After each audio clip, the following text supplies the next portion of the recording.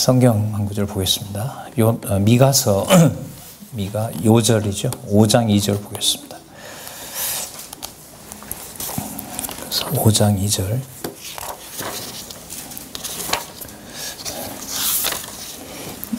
제가 읽겠습니다.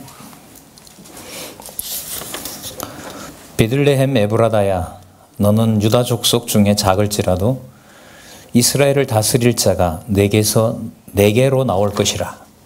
그의 근본은 상고의 태초이니라.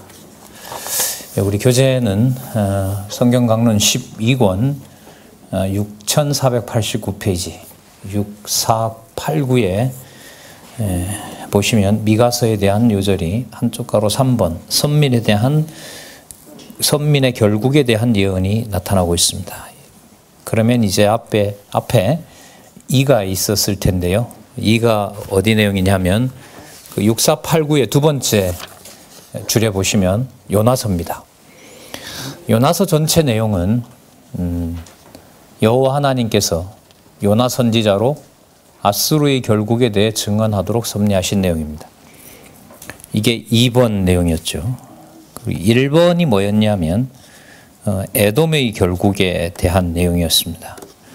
그리고 앞부분으로 좀 더 가면 아모스의 에돔의 구원에 대해서 나타났습니다. 그러면 오바댜서에는 뭐가 나타났냐면 에돔의 회복이 아니라 에돔이라는 나라가 망한다라는 거죠. 남은 자가 있고 나라인 에돔은 망하는 구조입니다. 근데 이게 이제 여기만 그런 것이 아니라 남쪽 유다나 북쪽 이스라엘이나 모두 멸합니다. 그리고 많은 제국들도 멸합니다. 근데 그 사이에 누가 있냐면 남은 자가 있다는 얘기죠. 지난 시간에 살펴봤던 그 요나서는 아수르의 결국에 대해서 예언하는 내용입니다. 요나 선지자를 통해서 하나님께서 니느웨 왕부터 시작해서 그 아수르죠. 아수르 수도인 니느웨 왕부터 시작해서 가축들까지 거룩하게 만드는 일을 여호와께서 보여주셨습니다. 유대인인 요나가 도저히 받아들일 수 없는 일입니다. 그러나 하나님께서는 이 선지서를 통해서 보여주시고자 하는 매우 중요한 내용이 구약 성경을 마무리하시면서 메시아 오시는 여호와의 메시아 언약을 완성하는 일입니다. 사실 오늘 우리가 미가서부터 해서 글쎄요, 스바냐서까지는 적어도 연결을 시킬까 합니다. 그리고 다음 시간에 이제 마지막 그 말라기까지 연결시키면서 또 다음 내용으로 들어가 볼까 그렇게 생각을 합니다. 미가 내용 앞에 나타난 요나서의 내용을 좀 아시는 것이 중요하죠. 열방에 해당하는 또 곧 있으면 이 왕은 아니었죠. 아수르 당시에 이 왕은 아닌데 결국 다음 왕이 되면 그 왕이 그 북쪽 이스라엘을 멸망시킵니다. 멸망시키기 전에 어떤 왕이 나오는데 그 왕에 대해서는 뭐 분분합니다. 뭐 좀 구체적으로 거론되는 인물이 있긴 하지만은요, 아수르 역사에도 나온다고 합니다. 그 이방신을 소개했다 뭐 이런 왕이 나온다고 하는데 성경에 그게 나오니까요. 성경이 거짓말일 수는 없지 않습니까? 아수르의 결국, 아수르에도 남은 자가 있다. 12만 명이 있다. 어마어마한 숫자죠. 그 12만 명 같으면 그 한 3, 4, 3지파, 4지파에 해당되는 규모니까요. 작은 규모라고는 할 수가 없죠. 그 다음에 오늘 미가 내용은 뭐냐면 아수르를 포함한 그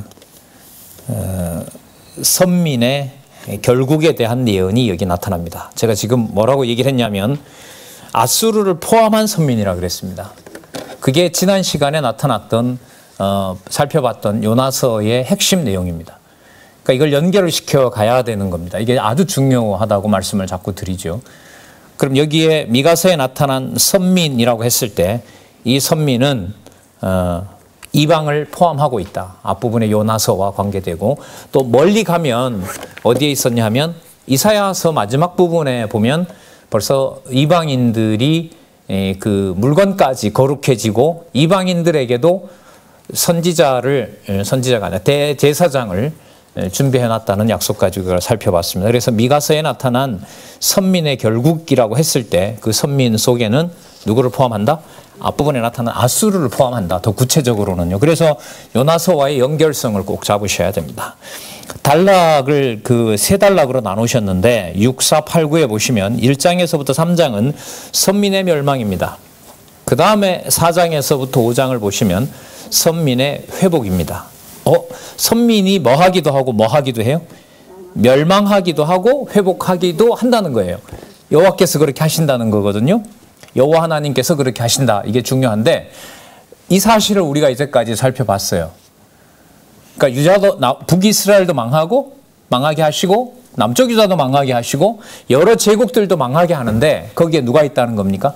남은 자가 있다는 거죠. 그 다음에 특징은 북쪽과 남쪽에 있는 자들과 함께 이방이 뭐가 된다? 같은 여호와를 부르게 된다는 내용이 아주 중요한 내용이었습니다. 그러면 여기 보면 선민이 멸망한다는 말은 북쪽 이스라엘과 또 남쪽 유다가 망한다는 얘기겠죠. 그런데 뒤에 보시면 선민이 회복된다고 할 때 이 선민의 회복을 하나님께서 이사야서로 가서 살펴보면 고레스를 통해서 하십니다. 그 고레스는 이방 왕이고요.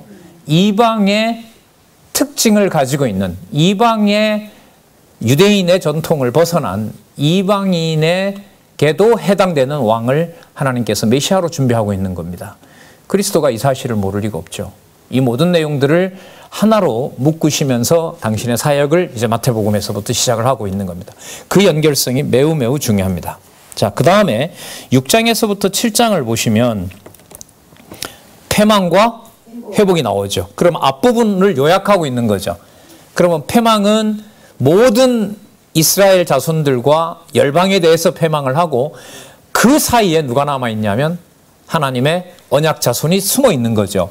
그런데 이 언약 자손들이 번성하고 또한 땅을 차지하고 그 다음에 통치국가를 세우게 되는데 메시아가 오셔서 이사야서와 호세아서를 잠시 떠올리도록 하겠습니다. 이거는 좀 그 중요한 의미가 되는데요.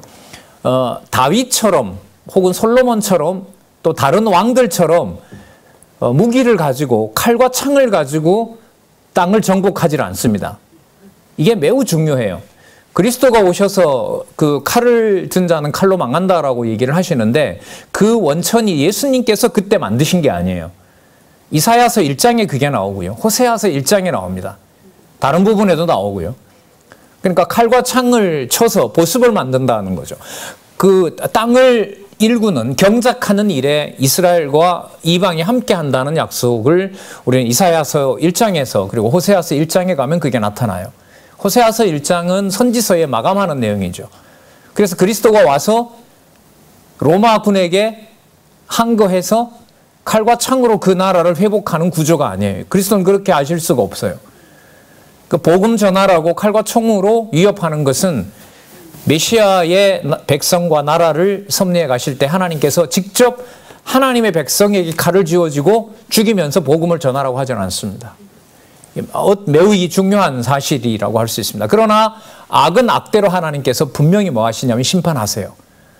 자, 그걸 염두에 좀 두시면서 이스라엘 백성들이나 이 기독교의 그 정치 또 기독교와 관련된 여러 폭력들 이런 문제들을 정리를 해나갈 때 하나님의 교회에서 메시아가 오시고 또 승천하셔서 주 예수 그리스도께서 교회의 머리 되실 때 하나님의 백성과 땅을 정복하게 하고 통치국가를 이루어 가실 때 세상에 속한 물리력으로 그 백성을 양육하거나 또한 땅을 정복하거나 또한 나라를 통치하시지 않는다는 사실을 우리가 여기서 염두에 좀 두시면서 계속해서 살펴보도록 하겠습니다.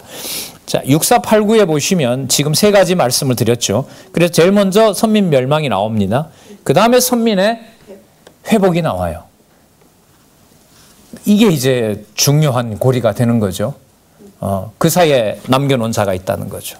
자, 먼저 그러면 선민의 멸망에 대한 예언을 보도록 하겠습니다. 이때 선민은 남쪽, 북쪽 다 포함합니다. 물론 이 미가서는 남쪽 시대에 해당되죠. 1장 1절을 먼저 보시면은 유다 열왕 요담과 아하스와 히스기야 시대의 모레셋 사람 미가에게 임한 여호와의 말씀 곧 여기 답이 나옵니다. 사마리아와 예루살렘에 관한 묵시입니다. 이 세 왕, 특히 히스기야 왕 때요. 히스기야 왕, 아하스죠. 아하스 왕 때 북쪽 이스라엘이 망합니다. 그럼 이 기록으로 봤을 때 북쪽 이스라엘이 망하기 직전에 북쪽 이스라엘이 왜 망하는지를 이 미가서에서 얘기를 해주고 있죠. 북쪽 이스라엘 멸망은 많은 곳에서 얘기를 하고 있습니다. 열왕기에도 나오고요. 역대기에도 나오죠. 역대기에도 나오고 그 다음에 호세아에도 나오고요. 호세아부터 요엘, 그 다음에 아모스, 오바댜, 요나, 미가 이렇게 북왕조 패망 시대와 연관해서 북쪽 이스라엘의 패망을 얘기를 하고 있는데 지금 이 미가서 첫 부분에 지금 읽었던 1장 1절에 사마리아와 예루살렘에 관한 묵시라. 그 묵시의 내용은 뭐냐면 그 요약 한번 볼까요?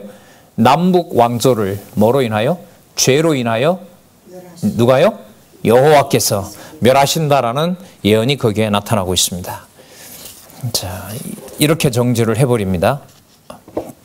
3절 보겠습니다. 여호와께서 그 처소에서 나오시고 여호와께서 사역하신다는 거죠.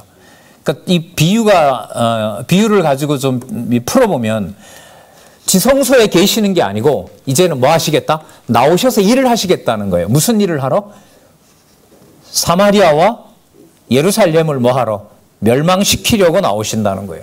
그러면 사마리아와 그 예루살렘을 멸망시켜버리면 여호와께서 언약한 것이 어떻게 됩니까? 사라지잖아요. 그러면 다른 어떤 보호해가는 내용이 없다면 이것은 여호와의 이름하고 연관이 되질 않습니다.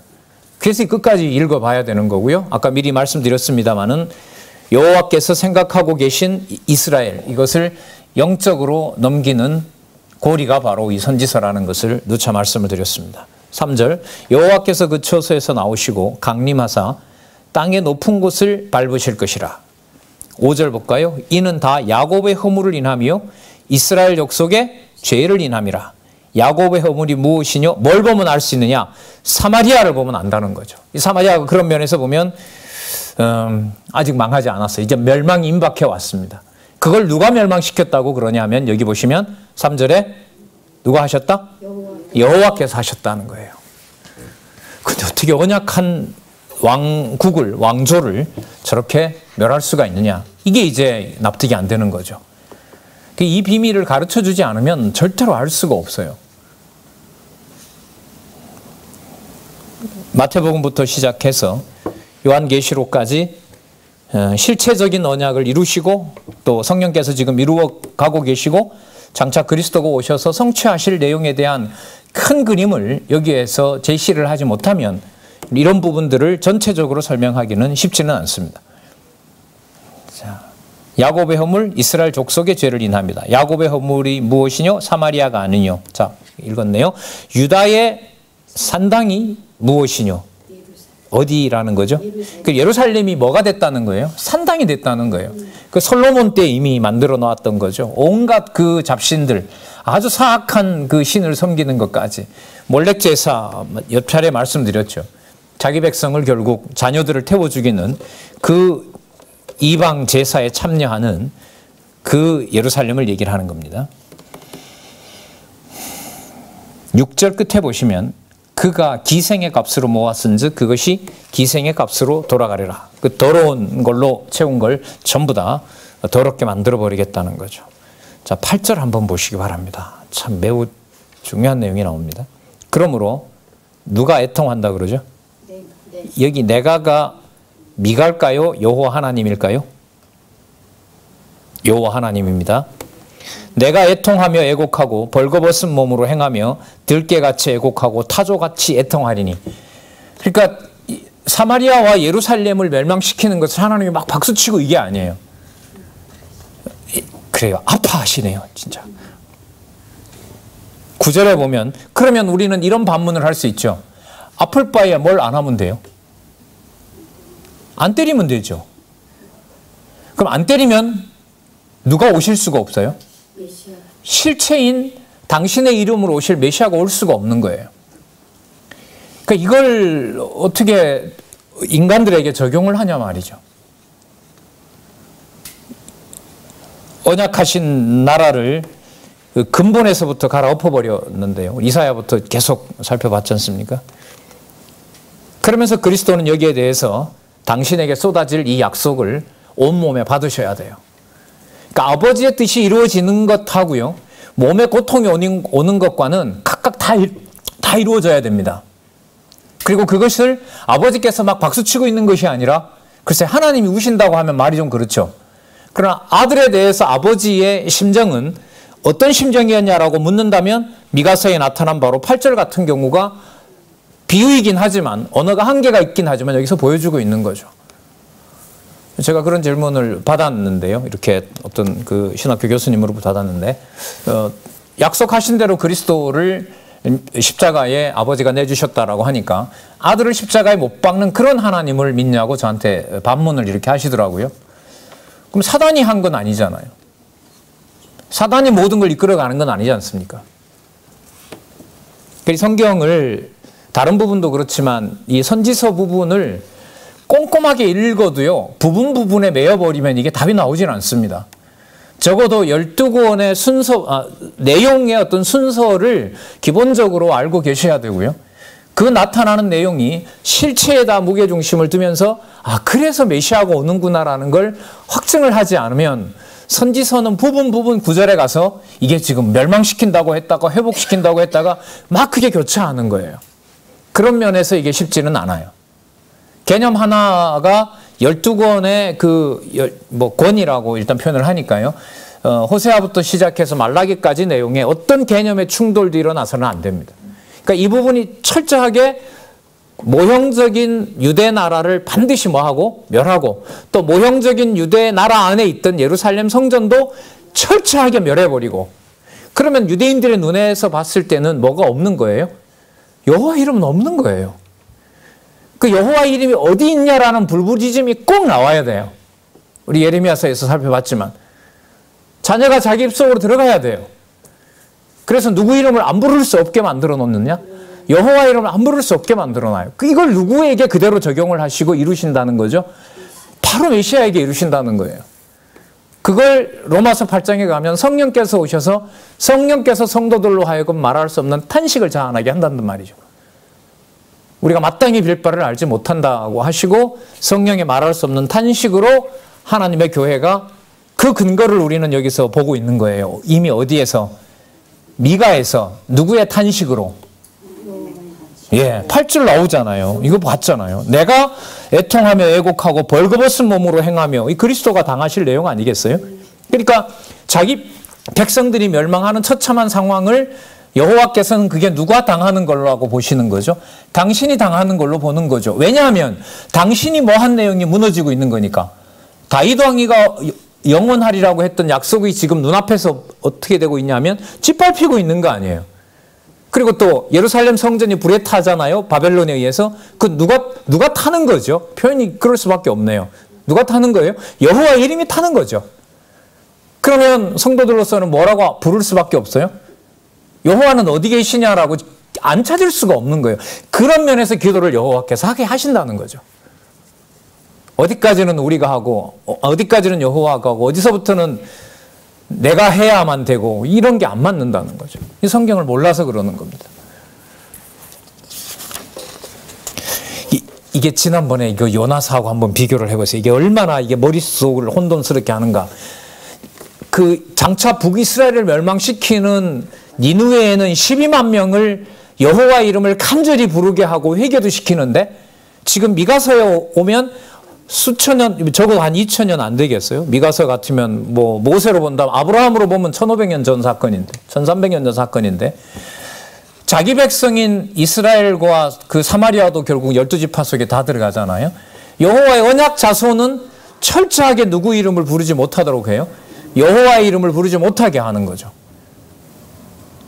니느웨 백성들은 여호와를 너무 좋아하게 하고, 자기 백성들에게는 여호와를 부를 수 없는 상황으로 몰아넣고, 이게 바로 여호와의 5대 속성인 전능성과 신실성과 영원성과 주권성과 영원성과 자비성을 함께 생각해 봐야 이게 답이 나오는 거죠. 사람에게 어떤 적용할 수 있고 사람이 어떻게 뭔가를 할 수 있는 걸 틀로 보면 선지서는 절대로 읽을 수가 없어요. 아니, 사람에게 뭔가 여지를 주는 부분이 있으면 오히려 찾아서 저한테 좀 주세요. 이 말씀은 왜 드리냐면 이 정리를 할 수가 없는 거예요. 우리 머리로는 이게 도저히 될 수가 없어요. 이런 어떤 혼돈 속에, 그 유대인들이 봤을 때 이런 혼돈 속에 뭔가 누군가가 와서 나라를 좀 구해준다 싶으면 유대인들은 누가 오셨나 기대를 할 수밖에 없어요. 메시아가 오셨냐. 고레스가 와서 돌아가라 하니까 저 사람이 메시아와 관계 있나?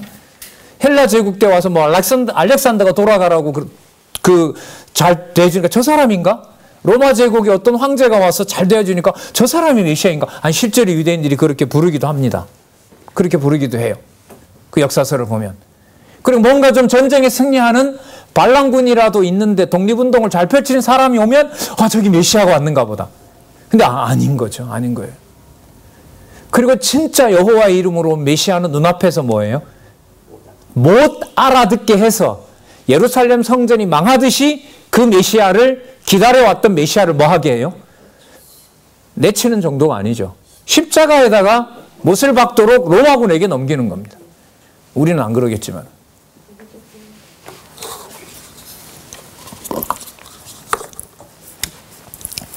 우리 결혼이 완성됐잖아요. 더 이상 어떤 지식을 쌓을 수 있는 일들이 저는 다 끝났다고 봐요. 예. 32년 전부터 시작된 이 어마어마한 일관된 일들이 이제 완성이 되는 상황에서 명확해지는 것은 바로 여호와 계시 아닙니까? 그러니까 어떤 상황에서라도 그러니까 8절 같은 경우에 이게 참 난제죠. 아, 이렇게 오실 바에야 뭘 안 하면 돼요. 멸망시키지 않고 잘 수정해서 누가 와서 그리스도가 와서 나라도 좀 보수하고 또 성전도 좀 청소하고 그래서 뭐도 세우고 교회도 세우고 왜 그렇게 못하시냐는 거예요. 그건 진짜 우리가 원하는 바죠. 그리고 유대인하고 이방인도 잘 살게 하고 진짜 아서라. 그건 우리 판단이에요. 여호와의 이름을 여호와의 방식대로 부르게 하시는 것을 지금 이 12선지자를 이 성경 다른 저자들 보다가요 그냥 한꺼번에 12명을 확 보내버린 거예요. 그 인간적으로 좀 표현을 하면 급하신 거죠. 이제 두 나라가 망하고 성전도 짓밟힐 텐데 바벨론에게 짓밟히죠. 나중에 또 누구한테 짓밟히나요? 다니엘에서 지나왔으니까요. 헬라 제국에게 짓밟히잖아요. 그리고 또 다니엘서에 다 나오죠. 이게 로마 제국에서 또 짓밟히잖아요. 64년에. 그럼 그렇게 짓밟히는 예루살렘 성전에 여호와의 이름이 짓밟히는 가운데 한가운데 있단 말이죠. 그럼 그 한가운데 짓밟히는 여호와의 이름 속에 누가 오실 내용을 누가 오신다는 확증을 해주시는 거예요. 내가 내 이름으로 갈 메시아를 확증해 준다는 거죠. 그래서 저는 그 복음서가 우리가 듣기 쉽고 복음서는 좀 편안한 내용이 나오니까 마태복음으로 가서 복음서를 공부하자. 아 진짜 용납이 안 돼요. 그건 성경신학 아니에요. 모르면 안 나가는 게 낫지. 그래서 예상했던 것보다 소선지서 공부가 지금 사실 제가 원래 계획했던 거에 비하면 한 3배가 되고 있거든요. 시간이. 예. 이게 하면 할수록 이제 지금도 자꾸 쓸데없는 소리 합니다만은 마태복음으로 넘어가는 이 과정에 여호와께서 12명의 선지자를 막 급하게 보내서 한 시대엔 한 서너 명, 한 5명이 같이 있는 정도가 있어요. 북쪽과 남쪽에 다 합하면 뭐 에스겔부터 시작해서 에스겔, 예레미야, 지금 여기 나오는 미가 이런 선지자들이 같은 시대에 있어요. 근데 한결같은 내용은 뭐예요? 내 이름 짓밟힌다는 거죠. 아니 도대체 저거는 짓밟히지 말아야지. 어떻게 저걸 하시냐는 겁니다. 여러분 아까 미가 요절 읽었죠. 근데 그 짓밟히고 다시 세우는 성전이 이전에 솔로몬이 세웠던 성전보다 어떠하다? 더 크다, 더 위대하다라는 얘기를 하세요. 누구를 염두에 둔 걸까요? 메시아를 염두에 두신 거죠. 자, 요 1장 내용의 그 부분을 좀 염두에 두시면서 한번 보도록 하겠습니다. 들깨같이 애곡하고 타조같이 애통하리니 이는 그 상처는 뭐 할 수가 없고 9절에요. 고칠 수 없고 그것이 유다까지도 이르고 내 백성의 성문 곧 예루살렘에도 미쳤습니다. 그 다음에 보시면 여러 지명들이 나오는데 속속들이 다 망하게 하시겠다는 겁니다. 12절 볼게요. 마롯 거민이 근심 중에 복을 바라나 이 예루살렘의 그 유다 백성들입니다. 이는 재앙이 누구에게로? 여호와께로 말미암아 어디에? 예루살렘 성문에 임하니라.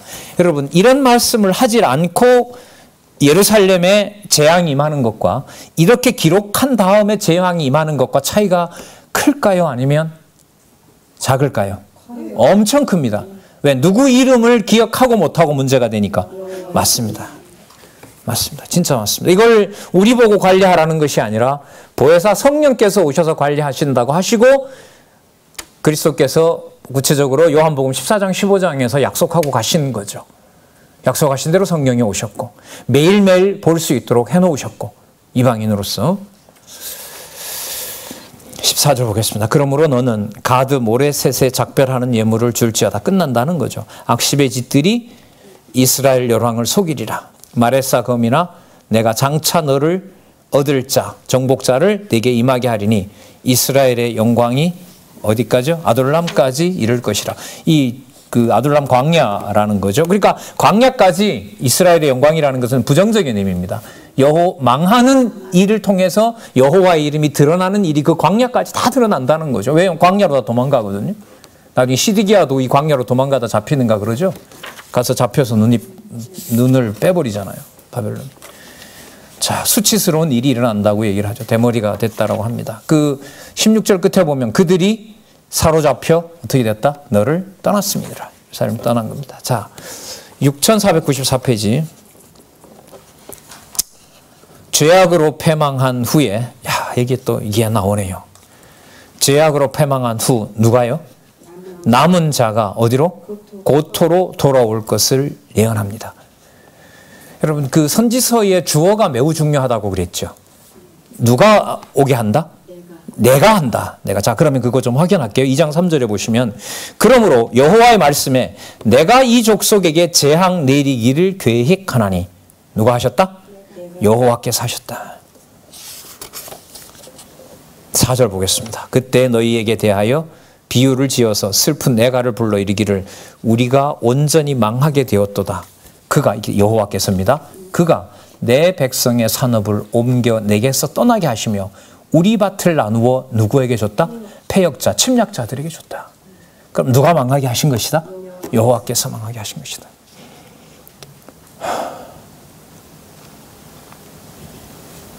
7절 보겠습니다. 너희 야곱의 족속아 어찌 이르기를 여호와의 신이 편급하시다 하겠느냐. 부당하다고 얘기하고 왜 이렇게 편파 판정을 하시냐라고 너희를 달려드는데 8절에 보세요. 근래에 내 백성이 대적같이 일어나서 전쟁을 피하여 평안히 지나가는 자들의 의복 중에 겉옷을 벗기며 내 백성의 부녀들을 너희가 그 즐거운 집에서 쫓아내고 그 어린 자녀에게 나의 영광을 영영히 빼앗는도다. 그 유다 나라의 통치가 온전하지 않은 겁니다. 백성들을 동원해서 그 므낫세라든지 또 아하스 왕 같은 경우에 있죠. 어떻게 합니까? 이방 신전을 세우고 제사장들을 명하여 그 몰래 제사를 드리도록 하고 엄청난 사악한 그 악행을 하잖아요. 거기에 대해서 지금 여호와께서 현상적으로 보면 진노하고 계신 거죠. 그러면서 10절에 보면 이것이 너희 쉴 곳이 아니니 일어나 떠날지어다. 이는 그것이 이미 더러워졌으며 예루살렘을 허용하지 않는 겁니다. 그런즉 반드시 뭐 한다? 그런즉 반드시 멸하리니 그 멸망이 어떻다? 크리라. 12절 한번 보세요. 그러면 다 죽이려고 하는 거냐? 12절 야곱아 내가 정령이 너희 무리를 다 모으며 내가 정령이 이스라엘 남은 자를 모으고 그들을 한 초소에 두기를 보스라 양떼같게 하며 초장에 양떼같게 하리니 그들의 인수가 많으므로 소리가 크게 들릴 것이며 길을 여는 자가 그들의 앞서 올라가고 그들을 달려서 성문에 이르러서는 그리로 쫓아나갈 것이며 그들의 왕이 앞서 행하며 여호와께서 선두로 행하시리라. 여러분 소선지서를 대선지서하고 좀 연결을 시켜보면은요. 이사야서 내용이 때리고 싸매심이죠. 그리고 예레미야 내용이 뽑고 심으심이고 에스겔이 흙고 모으심이고 그 다음 다니엘이 멸하고 세우심인데 소선지서에 오면 한 절, 두 절 사이에 그 내용들이 다 들어있어요. 한 절 속에 지금 여기 한번 보세요. 12절 앞부분에는 무슨 내용이었어요? 때리고 뽑고 흙고 멸하고 이런 내용 아니에요. 맞죠? 근데 지금 12절에 보면 무슨 내용이 있어요? 싸매주고 또 심어주고 맞죠? 모아주고 또 세워주고 이게 지금 다 나타나는 거죠. 그럼 여러분 그리스도가 바로 여기에 연관이 돼요. 그가 죽으시는 것과 부활하시는 것이 먼 것이 아니라 뭐예요? 가까이 일어나는 일이에요. 제가 마가복음 강조를 많이 드리는데 마가복음에 가서 높으신 신분을 얘기를 하는 내용에 보면 높으신 신분을 얘기를 하는데 본문에 가면 백성들이라든지 친척들이라든지 유대인들한테 뭐 하시는 내용이 많이 나오면 배척당하는 내용이 많이 나타납니다. 그러니까 능력으로 보면 분명히 메시아이고 하나님의 아들인데 당하는 경우로 보면 처참하게 당하세요. 부끄럽게 당하신단 말이죠. 그럼 그걸 그리스도가 그때 연출한 거냐? 그게 아니라는 겁니다. 반드시 무슨 근거가 필요하다? 어디에 있는? 선지서. 전 이 부분이 이렇게 연결이 안 되면 성경 신학이 아니라고 봐요. 근데 이 부분을 너무너무나 몰랐는데도 뻔뻔했고, 제 얘기하는 겁니다. 남 얘기하는 게 아니라. 교사 노릇을 하고,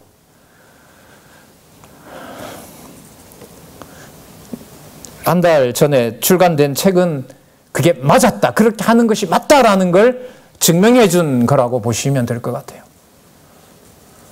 단지 뭐 우리가 안 했다 이게 아니라 내용상으로 보면 그런 그리스도의 모든 일거수일투족이 그리스도가 얘기하신 대로 성경에서 영생을 얻는 줄 알고 성경을 상고하거니와 누구에 대하여?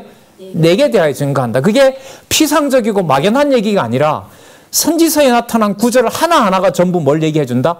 그리스도가 왜 그렇게 그리스도에게 왜 그런 일이 벌어졌는가를 확증을 대주는 내용이다. 그래서 선지서가 마치면 지금 이 정황으로 봐서 마태복음으로 가는 게 맞질 않나 제가 이렇게 생각을 하고 있어요.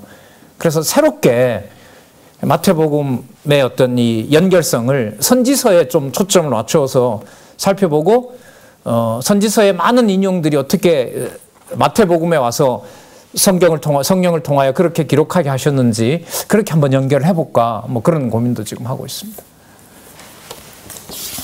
여러분 하나님께서 이걸 메시아를 뭐 너무 빤한 질문이지만 메시아를 배제하고 이걸 쓰셨겠어요? 올 메시아를 염두에 두고 이걸 기록하도록 하셨을까요? 그럼 물어나 많아죠. 네. 그럼 이 내용을 뺄 수 없는 거예요. 자, 그럼 보도록 하겠습니다. 자, 6498에 보시면 지도자들을 질책하며 그 죄로 인해 뭐 할 것을? 패망할 것을. 패망해야겠죠. 그래야 뭐가 오니까? 회복이 일어나니까.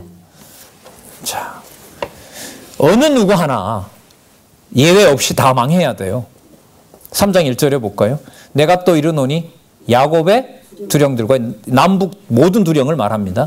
이스라엘 족속의 7이자 전부 다를 말합니다. 8절 내려오겠습니다. 오직 나는 누구의 신으로? 이것도 체크하시기 바랍니다. 오직 나는 아까 누가 하신다고 하셨어요? 내가 하신다고 했죠. 그럼 그걸 어떻게 하시느냐? 당신의 신으로 채워준다는 겁니다. 오직 나는 나의 신으로 말미암아 권능과 공의와 재능으로 채움을 얻고 야곱의 허물과 이스라엘의 죄를 그들에게 보이리라. 9절 볼까요? 야곱 족속의 두령과 이스라엘 족속의 치르자 곧 공의를 미워하고 정직한 것을 굳게 하는 자들아 청컨대 내 말을 들을지어다. 시온을 피로 예루살렘을 죄악으로 건축하는 데 이건 버리겠다는 진노인 거죠. 12절 볼게요. 11절에 보면 돈 받고 그 두령이나 선지자나 전부 돈 받고 부정을 저지른다고 책망을 하시고요. 12절에 이러므로 너희를 인하여 시온은 박같이 갈물 당하고 예루살렘은 뭐가 되고 무더기가 되고 성전에 사는 수풀의 높은 곳과 같게 되리라. 그러면 그 왕궁뿐만 아니라 뭐까지? 어디까지? 성전까지 전부 멸해버리겠다는 약속을 여기서 살펴볼 수가 있겠죠. 자, 아까 우리는 살펴봤는데요. 이렇게 하신 다음에 여호와께서는 반드시 뭐 하신다고 했죠? 회복하신다고 얘기했습니다. 자, 4장 1절 보시기 바랍니다. 그러면서 우리는 지난 시간에 있었던 요나서를 또 떠올려야 됩니다. 말일에 이르러서는 여호와의 전에 산들의 꼭대기에 서게 되며 굳게 서며 작은 산들 위에 뛰어나고 민족들이 그리로 몰려갈 것이라. 그럼 여러분 요나서와 연관을 시켜서 우리가 알고 있는 배경을 가지고 좀 엮어보면 아수르의 남은 자가 있고 아수르 제국은 멸망합니다. 맞죠? 아수르 제국이 멸망하면서 아수르 제국에 있던 사람들이 흩어지고 아수르 제국에 있던 사람들이 잡혀서 어디로 오게 된다는 거죠? 예루살렘으로 오게 된다는 거예요. 누구 이름을 보러? 여호와 이름 보러. 어떤 사람은 침략군으로, 그러니까 바벨론에게 아수르가 망했기 때문에 바벨론이 예루살렘을 치러 가자 그러면 바벨론 군대로 참여를 하겠죠. 근데 그 중에 일부는 예루살렘에 와서 누구를 보게 되는 거예요? 이걸 그리스도가 모를 리가 없고 이걸 그리스도께서 오셔서 이루실 하늘나라 준비를 하고 계시는 거예요. 그러면 유다가 멸망하는 사건에서부터는 하나님께서 세상 나라를 치고 또 멸망시키고 또 어떤 세상 나라가 서고 하는 과정이 바로 우리 다니엘서에서 이미 확고하게 살펴봤었잖아요. 무슨 나라 세우신다는 증거가 된다? 선민 나라 세우는 증거가 되는 거예요. 그래서 교회에서는 그리스도가 머리로 항상 계시기 때문에 교회에서 비참한 일과 처참한 일은 나쁜 일이 아니에요. 그래서 교회를 함부로 말할 수가 없다는 거예요. 시간이 지나면 또 말씀을 더 보게 됐을 때 가장 어렵고 곤란한 말이 제가 볼 때는 교회라는 말이에요. 이게 육신을 가지고 있는 한은 내 기준대로 말할 수밖에 없거든요. 이런 거 우리 많이 공부했잖아요. 저도 많이 봤고. 갖고 있는 것 가지고 생각하고 판단하는 걸로 보면 버려도 제일 먼저 버려야 될 것 같고 어떨 때는. 그런데도 행위와 상관없이 보혜사 성령께서 하나님의 나라의 영광을 보게 해주신다는 거죠. 이게 어느 날 그렇게 된 것이 아니라 언제 이미 오늘 구체적으로 오늘 보고 있는 미가에서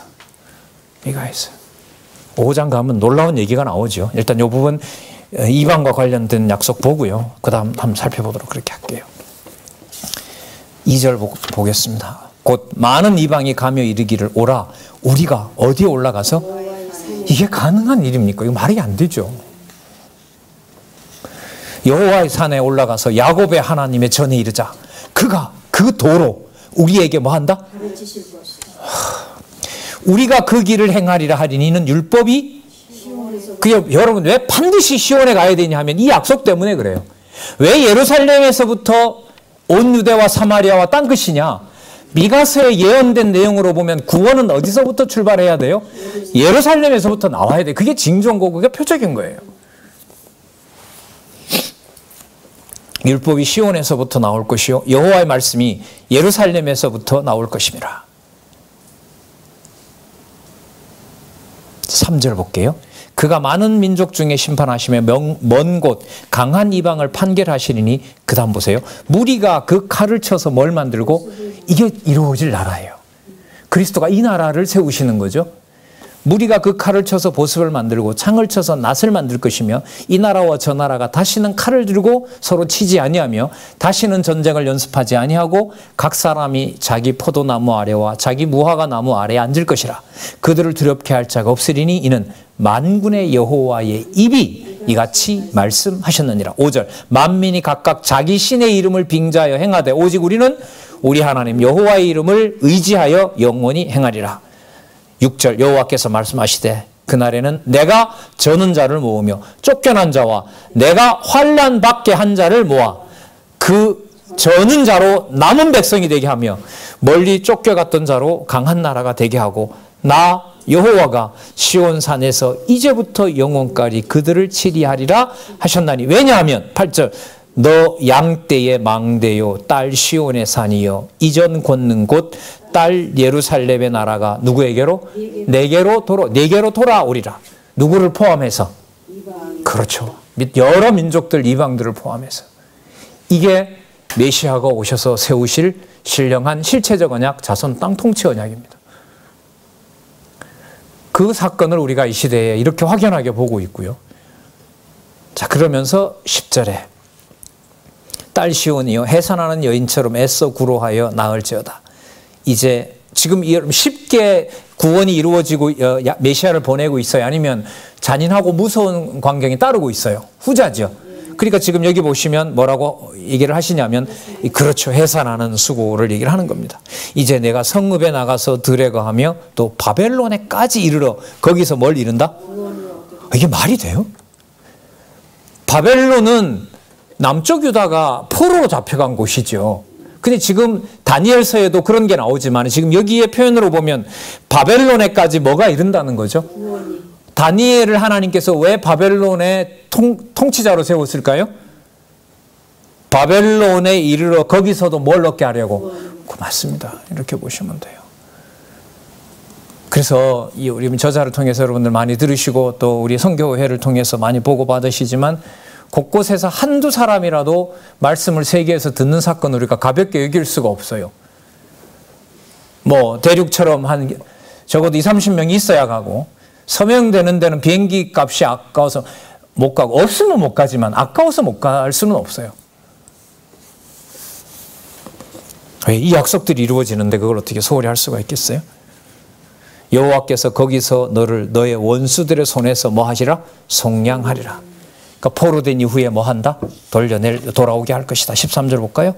딸 시온이여 일어나서 칠지어다. 내가 내 뿔을 철갑게 하며 뿔을 높인다는 거잖아요. 내 굽을 녹갑게 하리니 내가 여러 백성을 쳐서 깨뜨릴 것이라. 내가 그들의 탈취물을 구별하여 뭐하며? 여호와께 드리며 그들의 재물을 온 땅의 대주제에게 돌리리라. 자, 당신이 하신다는 얘기를 명시를 하고 있습니다. 그럼 이렇게 돌아오는 그 회복의 핵심은 분명합니다. 누가 함께 하는 거죠? 이방인이 함께 하죠? 자손 땅 통치 언약이 누구 중심이 아니에요? 이제는 아브라함 중심의 혈통 중심이 아니에요. 그 맥락에서 우리가 아까 읽었던 요절을 보시면 돼요. 그러니까 통치를 하려면 누가 오셔서 통치하셔야 되냐면 여호와께서 통치하셔야 되죠.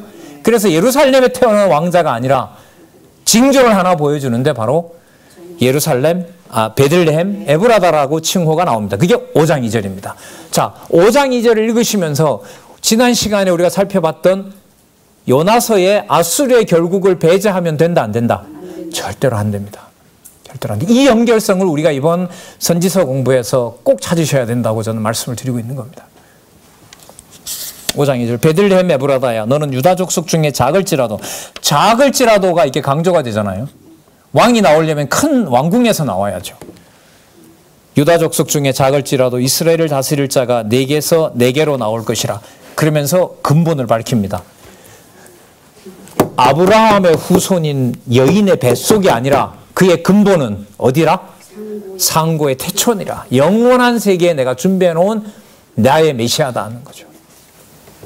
그러므로 임산한 여인이 해산하기까지 그들을 포로로 붙여두시겠고, 붙여둔다는 말은 포로에서 돌아오게 한다는 얘기죠. 그 후에는 그 형제 뭐라 그래요? 남은 자가 이스라엘 자손에게 돌아오니니, 자 4절 그가 여호와의 능력과 그 하나님 여호와의 이름의 위엄을 의지하고 서서 그때에 먹여서 그들로 안연히 거하게 할 것이라. 여러분 4절에 보면 그가 단수입니다. 그 단수가 아까 누구냐 하면 베들레헴 에브라다의 누구를 다스릴 자? 2절 중간에 이스라엘을 다스릴 자 단수를 얘기해요. 그러면 단수를 강조하는 이유는 누구에게 초점을 맞추자는 거죠? 메시아에게 맞추자는 거죠. 4절에 보신 그가 누구의 능력으로? 여호와의 능력과 그 하나님 여호와의 이름의 위엄을 의지하고 서서 그때에게 먹여서 그들로 안연히 거하게 할 것이라. 그가 창대하여 땅끝까지 미치리라. 7절 누구의 남은 자? 8절 누구의 남은 자? 야곱의 남은 자. 누가 하시느냐? 10절에 여호와께서 가라사대 그날 이르는 누가? 내가. 자 12절에 누가? 내가. 13절에 누가? 내가. 14절에 누가? 15절에 내가. 아까 내가가 누구였습니까? 이스라엘을 다스릴 자. 어디에서 태어나는? 베들레헴 에브라임에서 태어나는 바로 메시아인 거죠. 우리가 지금 미가까지 온 것은 우리가 보면 호세아, 요엘, 아모스, 오바댜, 요나, 미가 6개잖아요. 12소선지서 가운데 6부분의 중간쯤에 와서 하나님께서는 여기서 진짜 엄청난 그 예언을 끝까지 올려놓으셨어요. 내가 준비한 내 메시아를 언제 준비한 내 메시아를? 창세전에 준비한 메시아를 내가 이제는 유대인을 위해서가 아니라 혈통을 위해서가 아니라 누구도 포함하는 열방을 포함하는 백성을 위해서 내가 분명히 확정해 놓았다. 12권 중에 이제 6권 마쳤거든요. 6권쯤만 보고 뒤에 보지 않아도 메시아 오신 것에 대해서 확증하는 데는 저는 문제는 없다고 봐요. 자, 이게 무슨 말씀을 제가 좀 드리고 싶어 그러냐 하면 이후부터 나타나는 그 미가서 다음에 뭐가 나오잖아요. 나훔, 하박국, 스바냐, 학개, 스가랴, 말라기까지 가는데 이 부분을 읽어 나가실 때 요나서에서부터 시작했던 이방을 포함한 하나님의 이름이 열방에도 성전을 만들어낸다는 구도를 가지고 나홈서부터 말라기까지를 보셔야 돼요. 어느 건 떼고 어떤 거 붙이고 그러시면 안 된단 말이에요. 자, 남은 시간에 강론집의 이 사실을 어떻게 풀고 있는지를 보겠습니다. 아까 야곱의 남은 자라 그랬고, 그리고 야곱의 남은 자를 누가 모은다고 하셨죠? 내가 모은다고 하셨죠. 그럼 이 내가는 그런데 아까 보면 누구라 그랬어요? 베들레헴 에브라에다에서 태어날 누구라 그랬습니까? 메시아라 그랬죠. 여러분 이 주석을 안 할 수가 없는 거예요. 제가 찾아드릴게요. 아마 여러분 다 읽어오셨겠지만 6507 보세요. 6507페이지에 보시면 두 번째 단락에 미가서 4장 9절에서부터 10절이라는 내용 나오죠. 두 번째 단락 6507. 예, 그 밑에 줄에 보면 따라서 본문은 이라고 찾아보시기 바랍니다. 찾으셨습니까? 따라서 본문은 예루살렘 유다 백성이 당할 환란이 끝날 때까지 그 거민을 대적에게 일단 붙여주십니다.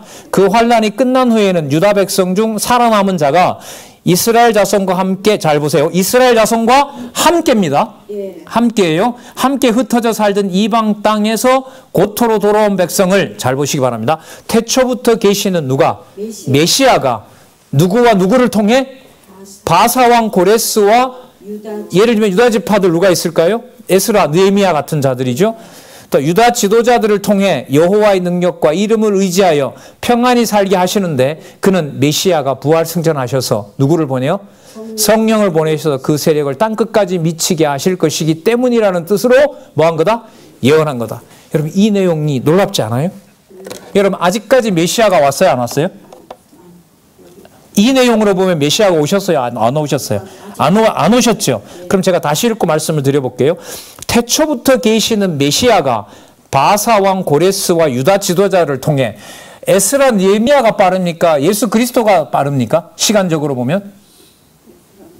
에스라 느헤미야 후에 메시아가 태어나시죠. 근데 이게 아니에요. 왜? 상고부터 태초에 계신 메시아이기 때문에 그 메시아가 고레스를 보냈다 이거예요. 저는 약간 기절할 뻔했는데 기절들을 안 하시네. 무슨 말씀 드리려고 하냐면 선지서 내용을 단단하게 베이스를 안 깔면 어디로 갈 수가 없다. 마태복음으로 못 간다. 가만 보니까 제가 공부를 하라는 게 아니라 공부를 못하게 하는 것 같아요 지금. 마태복음 들어가려면 뭘 보고 가라고 하니까. 선지서를. 알려는 드려야죠. 또 나와요. 6508.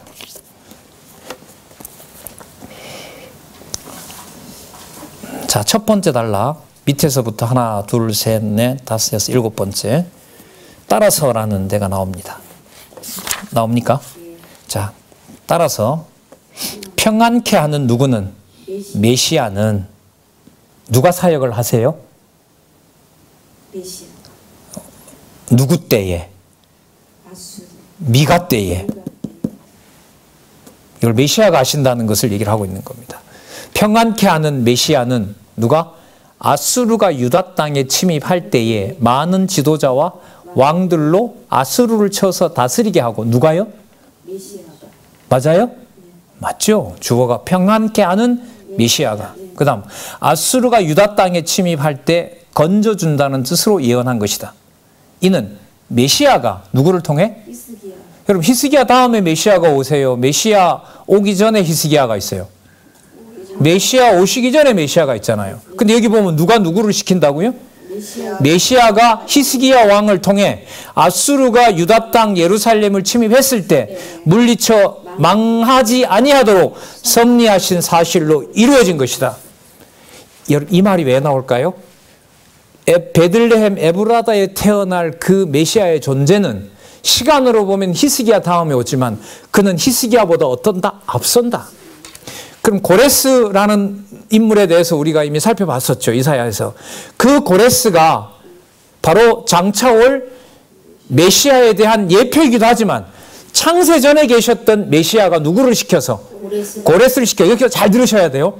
고레스를 시켜서 아브라함의 혈통만 구원한다라고 하면 이게 안 들어가도 돼요. 아까 지난번에 살펴봤던 대로 요나서에서부터 누가 들어오게 돼요? 이방이 들어오게 되는데, 이방이 들어오는 일을 장차 오셔서 이미 계획된 대로 누가 해 가시고 계신다? 해 가실 것이다? 메시아가 하신다라는 거죠. 그러면 나홈에서부터 말라기까지 이 구절을 빼고 공부를 해가면 될까요? 안 될까요? 안 된다는 거죠. 그래서 지금 12권 중에 6권의 지금 이 결론은, 자, 뭐 동그라미를 10개를 하시든 뭐 10번을 접어 놓으시든 6507, 6508을 표시를 하시고요. 이후에 마태복음까지 꼭 연결되어야 됨. 그렇게 적어 놓으시고 공부하시기 바랍니다. 뭘 뛰어넘는 거죠, 이게? 시간을 뛰어넘는 거죠. 맞죠? 예. 그렇다고 메시아가 왔다 이렇게 또 왜곡하시면 안 돼요. 전 그렇게 말하지는 않았습니다. 그럼 이 책이 잘못 쓰여진 거죠. 의도도 그게 아니고. 자, 실체적인 언약 준비하고 계시죠? 누가? 여호와, 내가. 언제 준비한? 창세전에 준비한. 누구를 통하여? 메시아를 통하여.